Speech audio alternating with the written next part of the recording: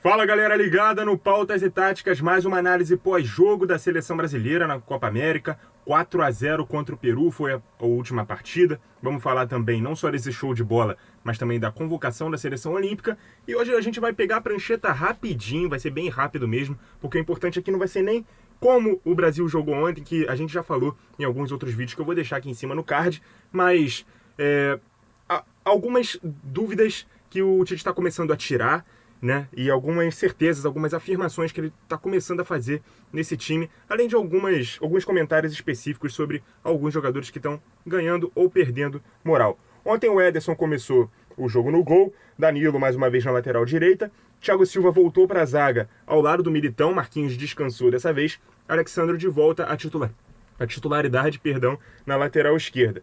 Uma segunda linha de 4 com Gabriel Jesus aberto pela direita. Fabinho substituiu o Casemiro dessa vez, ganhando a oportunidade. Fred mais uma vez como titular.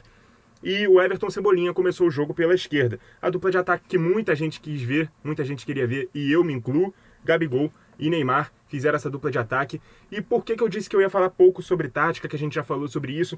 É aquele sistema tático, aquela variação que o Tite realmente vem utilizando nos últimos jogos e jogando como dupla. Primeira vez que ele usa o Gabigol como titular em dupla com o Neymar, que para mim é a posição que potencializa o futebol dele, e fazendo o Neymar fazer aquela posição em que ele vem buscar jogo um pouco mais de trás, dá liberdade para o Gabigol atacar o segundo pau e abre espaço para um dos pontas. Se ele estiver pela esquerda, ele abre espaço para o ponta direita.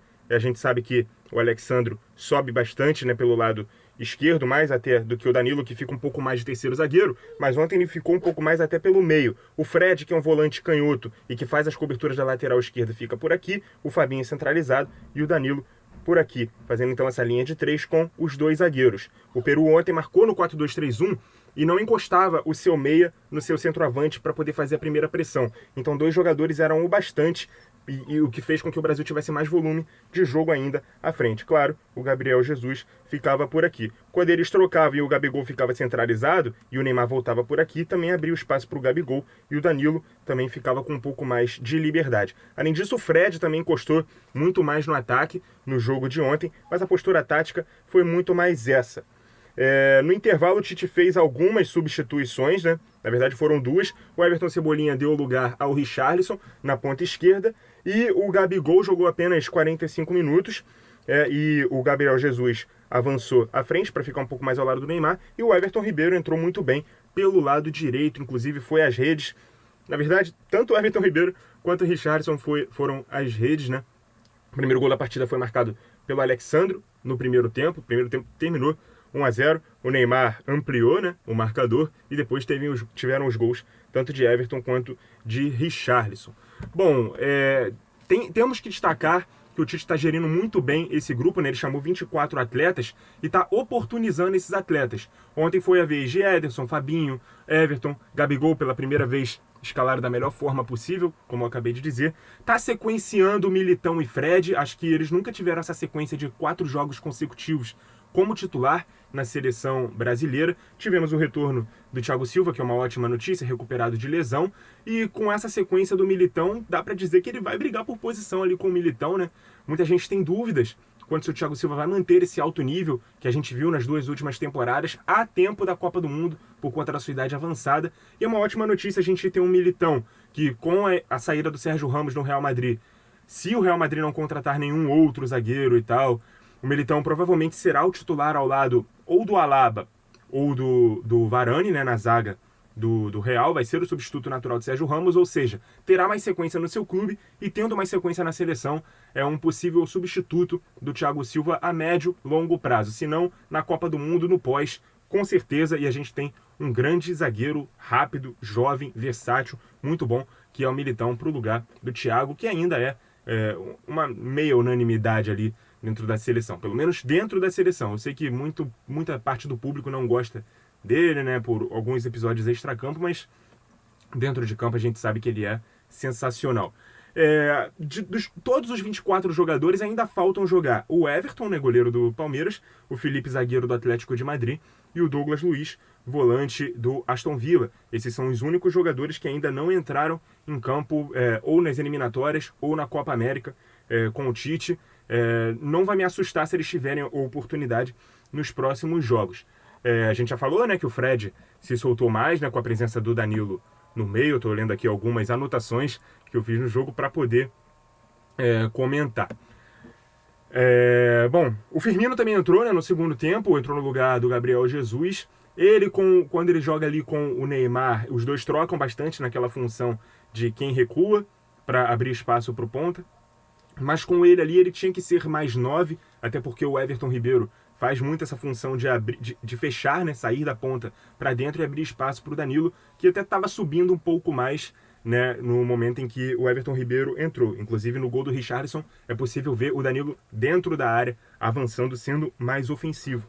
O Everton Ribeiro possibilita essa variação, né, poder atacar por dentro com o meia, e aí o Firmino teria que ser um pouco mais de 9, e nesse mesmo lance do gol do Richarlison, ele perde o gol, né? Richarlison também finaliza 2 vezes antes de marcar. O gol que ele faz sentado, deitado no chão, mas o rebote é de uma primeira chance que o Firmino perde cara a cara com o goleiro. Então eu diria que o Firmino está perdendo um pouco de espaço dentro da seleção, está em baixa nesse momento, assim como o Renan Lodge e o Everton Cebolinha, que tiveram suas chances como titulares nesses primeiros jogos da Copa América, ficaram apenas 45 minutos em campo e realmente estão se afirmando muito. Richarlison na ponta esquerda e o Alexandro na lateral esquerda. Além deles, o Danilo e o Militão estão se efetivando muito mais na seleção, como a gente já ressaltou, o próprio Fred, que eu também ressaltei a minutagem ótima que ele vai tendo, e o Gabriel Jesus praticamente se consolidando, né, como titular da ponta direita e não mais competindo por vaga no ataque, mas ele é um jogador sensacional, muito dedicado, pode fazer a função se necessário, mas a posição dele na seleção brasileira, no 11, certamente é como ponta direita. Então, essa é a análise da seleção brasileira na Copa América. E agora a gente vai falar um pouco sobre seleção olímpica. Vamos à lista de convocados, né, do técnico da seleção olímpica, né, o André Jardine, que convocou Santos, do Atlético Paranaense, e Breno, do Grêmio, como goleiros. Eu senti falta do Cleiton, do Bragantino, porque era quem vinha jogando, né, nessas partidas preparatórias, mas ele acabou por não chamar o Cleiton, chamou então esses 2 grandes goleiros também, né, Breno, titular do Grêmio, Santos, do Atlético Paranaense, que já teve até na seleção principal. Ele chamou 3 laterais, Daniel Alves, do São Paulo, Gabriel Menino, do Palmeiras, e Guilherme Arana, do Atlético Mineiro. Aqui, claro, o nome que mais chama atenção é do Daniel Alves. Tanto ele quanto o Gabriel Menino já estiveram na seleção principal e fazem a mesma função, né, de serem laterais ofensivos, mas que também caem para o meio como volantes, até porque o Gabriel Menino é volante de origem. E o Daniel Alves, quando estava com o Fernando Diniz, vinha jogando muito como volante também. Vejo o Daniel Alves na seleção para ele não sair do radar da seleção principal. Ele vai jogar as Olimpíadas para não sair do radar da seleção principal, já que ele não pôde estar nessa Copa América por motivos de lesão. Então ele é chamado não só para dar experiência, mas para continuar sob o olhar do Tite. Certamente ele e o Jardine conversaram sobre isso. O Tite vai estar bem atento ao que o Daniel Alves vai fazer dentro dessa seleção olímpica, para ver se ele vai continuar nesse radar ou não, ou se o Emerson, por exemplo, vai continuar na seleção principal. Os zagueiros foram o Gabriel Guimarães, do Arsenal, Nino, do Fluminense, e Diego Carlos, do Sevilha. Achei ótimas escolhas, acho que não precisava chamar jogadores com mais de 23 anos para essa posição. Olho principalmente no Gabriel Guimarães, que ele é Gabriel Magalhães, perdão, que é o zagueiro do Arsenal, zagueiro canhoto, coisa que a seleção brasileira não tem. Então vamos ficar atento principalmente a esse jogador, que deve ser o titular ao lado do Nino, como foi nas últimas partidas. No meio-campo, ele chama o Douglas Luiz, que está na seleção principal também para a Copa América. Isso também me chamou bastante atenção. Perdão, também chama para as Olimpíadas, né? Tá na Copa América e também chama para as Olimpíadas. Isso me chamou a atenção, que o Aston Villa liberou ele para as 2 competições. Acho legal, acho que o Douglas Luiz vai ter uma boa sequência e chega já disputando titularidade, o que não vai ser fácil, porque para essa posição de volante a seleção ainda tem Bruno Guimarães, do Lyon, Gerson, do Flamengo, de saída para o Olympique de Marseille, e Matheus Henrique, do Grêmio. Então, com certeza está muito bem servida a seleção desses jogadores. E ainda tem o Claudinho, do Bragantino, que é para jogar um pouco mais à frente. Os atacantes, Matheus Cunha, do Hertha Berlim, de volta, né? Ele que é centroavante, que é atacante, de volta à seleção olímpica, não estava na última lista. Malcom, do Zenit, Antony, do Ajax, Paulinho, do Bayer Leverkusen e Pedro, do Flamengo. Aqui chama atenção a não convocação de jogadores do Real Madrid. Real Madrid não liberou Reinier, Vinícius Júnior, que também está na Copa América, e Rodrigo, né? Eu cito o Vinícius Júnior, não que ele estivesse nos planos do André Jardim, eu não sei, mas eu convocaria. Mas por conta dele ter idade olímpica também, né? Assim como o Rodrigo, por exemplo, que foi titular nesses últimos amistosos preparatórios, ou pelo menos em um deles. E como o Real Madrid não liberou seus jogadores para a disputa da Olimpíada, eles não foram convocados. E o Flamengo vai entrar numa dividida aí com a CBF, né? Por conta do Pedro. O Flamengo não quer liberar o Pedro para a seleção olímpica, então vamos ver como é que vai ficar essa situação aí. Então esse é o nosso balanço de seleção olímpica também. Só voltando rapidamente à seleção principal, olha, eu não duvido que jogadores que ainda não iniciaram como titulares comecem os próximos jogos, né? Como o Everton, que ainda não teve chance, né, de jogar, né? O Emerson, o Felipe, o Douglas Luiz, o Everton Ribeiro, o Vinícius Júnior. Mas isso vai ser gradativo, sem desfigurar a equipe. Ele não vai colocar todo mundo que não jogou de uma vez num jogo só. Ele tem uma espinha dorsal ali muito bem estabelecida. Vai descansar os jogadores aos poucos, vai ver em que jogos ele vai poder fazer essas experiências, porque a Copa América é isso, né? A seleção brasileira tem muita superioridade em relação aos seus adversários, então ele pode se dar ao luxo de fazer vários testes, né?